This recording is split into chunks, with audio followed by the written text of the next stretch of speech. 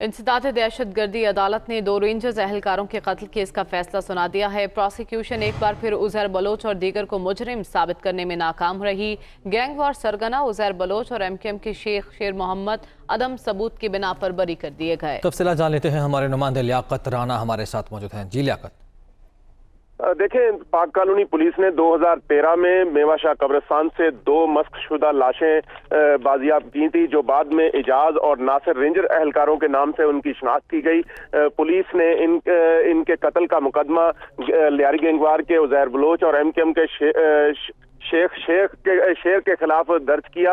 आज इंसदाद दहशतगर्दी कोर्ट ने वकला के दलाइल मुकम्मल होने के बाद इस मुकदमे का फैसला सुना दिया है। अदम सबूत पर दोनों मुल्जिमों को बरी कर दिया है। उजैर बलोच के अब तक जितने 59 मुकदमात उसके खिलाफ कायम किए गए थे और मिलिट्री कोर्ट से सजा के बाद जितने भी मुकदमात का इंसदाद दहशतगर्दी कोर्ट या सेशन कोर्ट ने फैसला किया, तमाम में गैंगवार का सरबराह उजैर बलोच बरी हो चुके हैं। इस मुकदमे में इस्तगासा उनके खिलाफ कोई ठोस शवाहिद अदालत में पेश नहीं कर सका, जिसकी वजह से अदालत ने दोनों मुल्जिमों को बरी कर दिया है। जी लियाकत, शुक्रिया आपका।